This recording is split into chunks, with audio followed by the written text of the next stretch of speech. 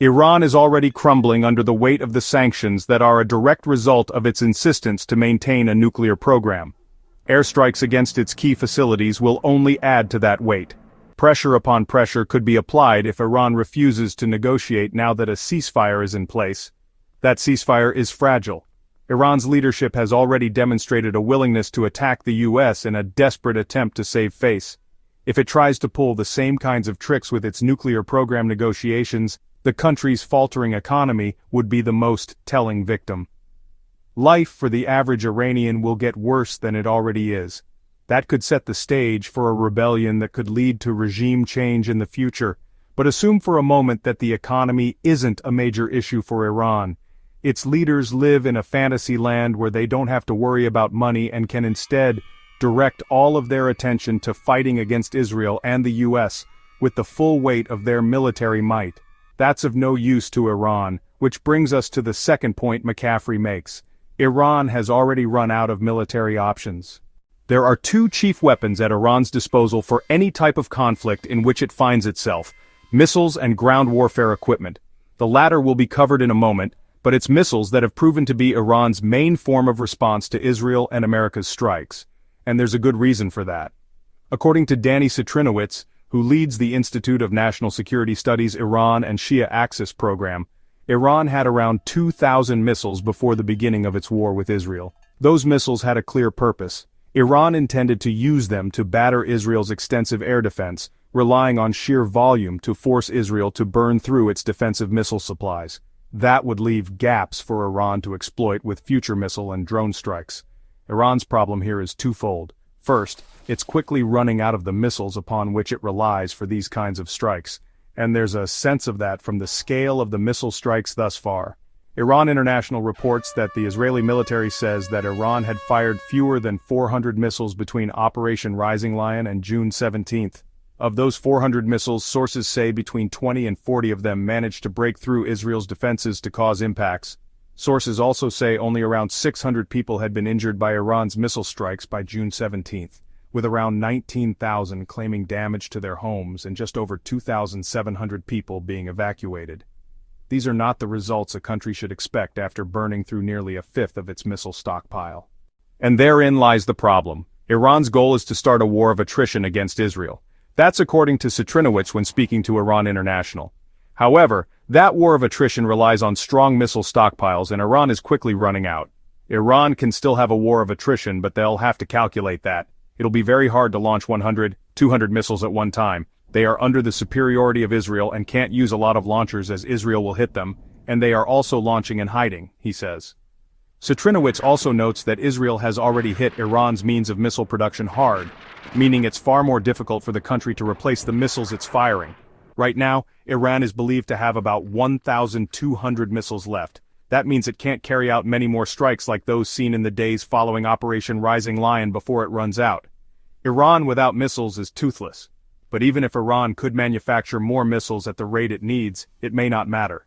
The second issue Iran faces is that its missiles simply aren't as good as Israel's. That's according to Chatham House Associate Fellow Thomas Juneau, who writes, "Their missiles and drones are also rudimentary relative to Israel's advanced air defense capabilities." Again, faults are evident in Iran's military approach.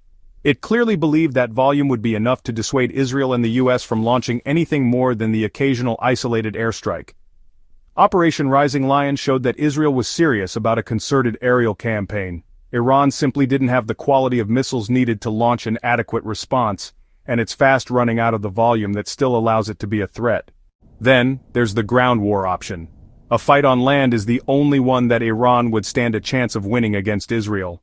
According to Global Firepower, which ranks 145 countries based on the strength of their militaries each year, Iran has a much larger active army, with 610,000 personnel compared to Israel's 170,000. It has 115,000 fewer reserves, but makes up for that with 185,000 more paramilitary forces. Iran has more tanks, almost twice as many armored vehicles, and nearly 1,900 more units of towed artillery, and none of it matters. Israel isn't fighting a ground war against Iran, and it has no intention to start one. It has no need. Israel's far superior air force is doing all of the damage Israel needs to do. The only way the war goes to the ground is if Iran crosses multiple borders to bring that war to Israel. Iraq may allow it, though Iran's forces would face opposition from the 2,500 U.S. troops still stationed in that country. But what about Syria or Jordan? Neither seems likely to want to show direct support to Iran by allowing its forces to march through their territory to reach Israel. And even if they did, those forces would be pelted by Israel's air force and likely face direct opposition from the U.S. as they marched. The point here is that Iran is set up for a ground war that's never going to come. Its only other option is its ever-depleting missile stockpile. McCaffrey is 100% right. Iran has no military options left. Nothing it tries will do any serious damage to Israel, with the few successful missiles it fires only likely to lead to retribution that causes far greater damage to Iran than Iran can cause to Israel. That leads to McCaffrey's comments about the Persian Gulf, specifically the Strait of Hormuz, which Iran partially controls. Al Jazeera calls the Strait of Hormuz the world's most critical oil choke point, as it links the Persian Gulf to the Gulf of Oman. The north region of that strait is controlled by Iran, and it has a navy that's strong enough to form a blockade that could stop oil tankers from making their way through. It's not a huge navy. Global Firepower says that Iran has 107 assets that combine for a total tonnage of 223,395. But in a choke point like the Strait of Hormuz, that navy could be extremely effective. But that effectiveness comes at a high price that Iran can't afford to pay. Literally. The BBC reports that the U.S. Energy Information Administration estimates that around 20 million barrels of oil pass through the Strait of Hormuz each day. That amounts to about $600 billion of energy trade, a good chunk of which goes straight into Iran's coffers. After all, it's an oil seller itself. Given what's already known about Iran's economy, shutting down the Persian Gulf could mean Iran cripples its own ability to sell oil. Even if Iran allows its own ships to pass, nothing is stopping other nations, particularly the U.S., from setting up their own barricades that prevent those ships from reaching their destinations in response to Iran closing down the Persian Gulf. Still, Iran has that option. The main reason it's not even going to consider closing down the Strait of Hormuz is that doing so would enrage China. Right now, China is Iran's biggest oil customer. China buys around 90% of Iran's oil products, taking advantage of the Western sanctions that lower the cost of those oil products in the process. However, Iran is not the only country selling oil to China via the Persian Gulf.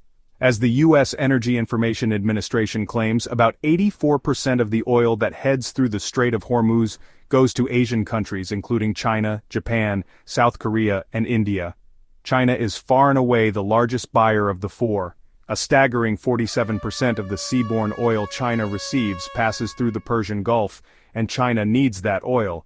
Its reserves only amount to 1.1 billion barrels, which is enough to cover China's oil needs for about 2.5 months. Think about the impact a Strait of Hormuz closure would have on China. It would suddenly lose nearly half of the seaborne oil it purchases, and Iran, one of its loose allies, would be to blame. China knows this. It's also likely directly influencing Iran to keep the Strait of Hormuz open, as Adrian Blomfield writes for The Telegraph. China, heavily dependent on oil shipments through the strait, would probably feel the impact most acutely as pressure mounts on its strategic petroleum reserves, Blomfield says. Beijing, despite its anti-U.S. rhetoric and strong political and trade ties with Iran, is presumably using its leverage on Tehran not to take such a drastic step. Add enraging China to the economic consequences mentioned earlier. Blomfield notes that Iran made $67 billion from selling oil between March 2024 and March 2025. If that all goes away, the teetering Iranian economy collapses and Iran loses a key ally in China. Iran literally can't afford to close the Strait of Hormuz. It would be cutting off its nose to spite its face, and the damage done to Iran both domestically and geopolitically would be enough to ruin it forever. Options? What options? As McCaffrey rightly says, Iran has no direction in which it can turn to achieve anything even resembling a win in the current Middle East crisis. And while Iran faces down this complete lack of options, it's also dealing with the final problem that McCaffrey notes. It's losing key military and nuclear figures left, right, and center. Many of those figures died during Operation Rising Lion. As Sky News reported on June 16, Iran lost the chief of staff for its armed forces, Mohammad Hossein Bagheri, in the initial Israeli attack. He was Iran's second highest military commander behind Supreme Leader Ayatollah Ali Khamenei himself. Also among the dead was Hossein Salami, who led the Islamic Revolutionary Guard Corps, or IRGC, and has in the past warned that Iran would open the gates of hell if it were attacked by another country. Salami no longer holds the key to that gate. Others who died included the IRGC's intelligence chief, Mohammad Kazemi, along with the head of the group's emergency command, Ghulam Ali Rashid. Iran also lost nuclear scientists. Faridun Abbasi Davani, who led Iran's Atomic Energy Organization between 2011 and 2013 and served in the country's parliament until 2024, is dead. So is Mohammad Mehdi Tehranchi, who was one of Iran's leading nuclear physicists. And to rub salt in the wounds, Israel also managed to kill Ali Shadmani on June 17. Shadmani replaced Ghulam Ali Rashid, lasting only 4 days on the job before he was taken out. Think about what this means for Iran.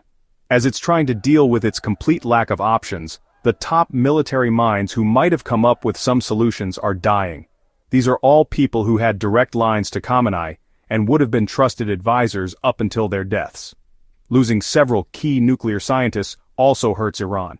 Every nuclear brain lost is one that can't contribute to Iran reviving its nuclear program so it can create a deterrent to Israeli and U.S. aggression. Iran is stuck. As McCaffrey put it during his conversation with MSNBC, the Israelis probably would have liked the war to have gone on another week or two to go after regime targets, but essentially they had accomplished all their objectives. McCaffrey also notes that Israel may also be running out of smart munitions. But that's almost irrelevant at this point. The damage to Iran is done, and with the U.S. entering the fray during Operation Midnight Hammer, Iran knows that its already limited options have evaporated. All that's left is to come to the negotiation table to talk about its nuclear program. The decisions Iran makes during those discussions could save the country and its current regime or doom it forever. It's not just Iran that is panicking in the wake of Israeli and U.S. airstrikes on Iran.